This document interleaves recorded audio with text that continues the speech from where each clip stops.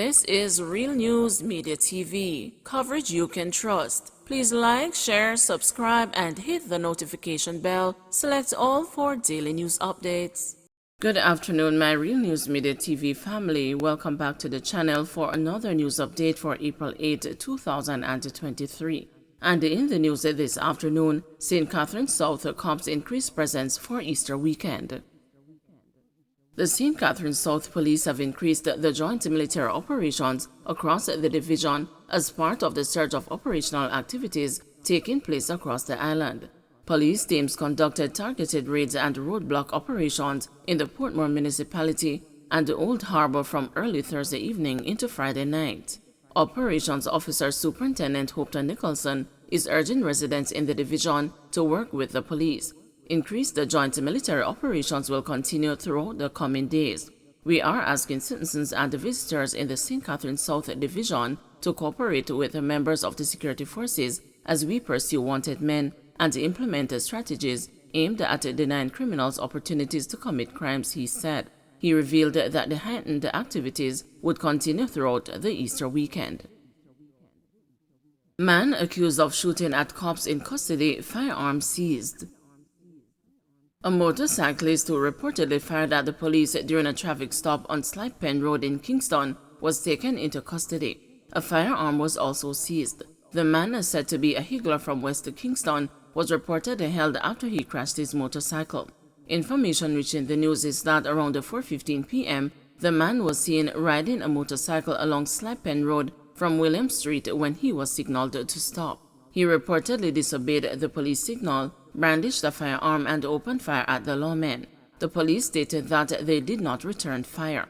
The man's motorcycle then crashed and he reportedly fled the scene but was later held. A Glock pistol with 13 9mm rounds was seized from him. The motorcycle was also seized. No one was injured during the incident, the police said. Man killed in Greenville, Manchester.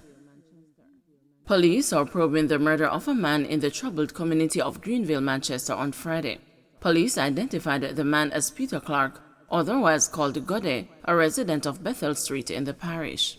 Police reports are that about 8:01 p.m., a party was being held on Bethel Street when residents heard loud explosions. Clark was found suffering from gunshot wounds to the head.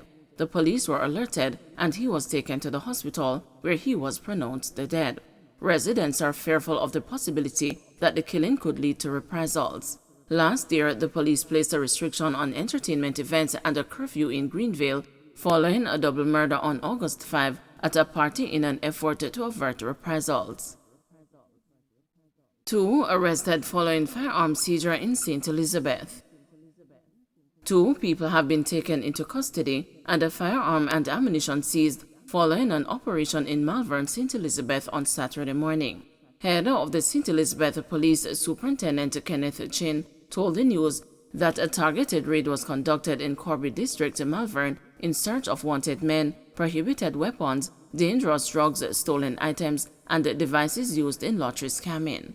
During the raid, the targeted house, which was occupied by 2 persons, was searched and an illegal Beretta 9mm pistol and 4 9mm cartridges were found, he said.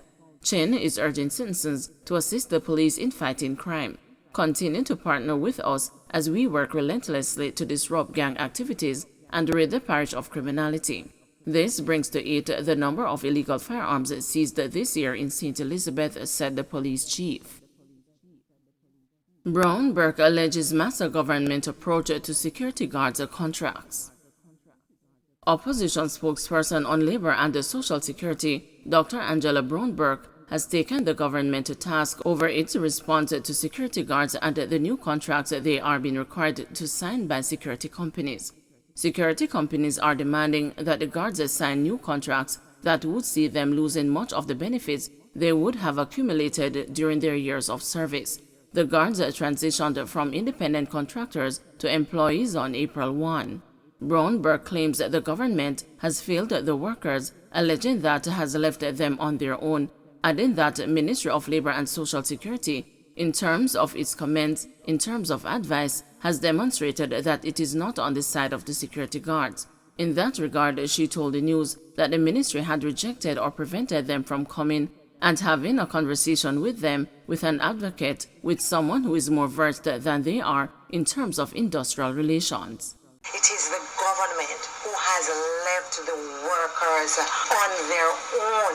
In fact, not even the Ministry of Labor, in terms of the comments, in terms of advice, is really on the side of these security guards. The last I heard is that the Ministry of Labor has rejected or prevented them from coming in and having a conversation with them with an advocate, with someone who is more versed than they are in terms of industrial relations. We don't expect this from the government. Just recently, persons were talking about who was massa. If there was ever something that shows that this is a massa government we're talking about, it is this approach to the workers. What some companies have done is they own two companies and they have the workers sign for 40 hours with company A, and then they sign another contract for any additional hours with company B. And what that means is that you could end up working 60 hours for the week without getting any overtime whatsoever, because it's 40 with one company and it's 20 with another company. When you think about what these conditions mean in terms of the rights that workers have fought for and that the court has determined since last September that is the right of these workers, then you understand how cruel and how unjust these conditions are. Man walks free in 23-year drug case. Farrell Kingston walked out of the St. James Parish Court a free man on Wednesday after being arrested and discharged 23 years ago when prohibited drugs were discovered inside his luggage at the Sanctuary International Airport. The accused man appeared before presiding parish judge Sasha Marie Smith Ashley to answer charges of possession of ganja and cocaine. According to court records, Kingston was arrested after cocaine and ganja were found inside his luggage as he was preparing to leave the country. The matter first went before the court on August 18, 1999, and was adjourned sine die in 2000 due to the prosecution witnesses' failure to appear. The prosecution has since attempted to contact the investigating officer and was informed that he is no longer a serving member of the Jamaica Constabulary Force. The judge then asked the clerk of court what the prosecution intends to do, and she stated that the prosecution will offer no evidence. At that point, Kingston was asked to enter a plea, and he pleaded not guilty to the charges. The Crown then offered no evidence in the case against the accused man due to its inability to secure the witnesses. Smith Ashley informed Kingston that he was entitled a fair trial in a reasonable time, noting that in 1999, she presumed he had said not guilty, which meant that the burden of proof was on the prosecution to mount a case against him. In 2000, they weren't able to do so because of the absence of the witness, so the matter was adjourned without a date being set, the judge said. 23 years later, they are still not in a position to mount a case against you, the judge added, before discharging the accused man and telling him he was free to go.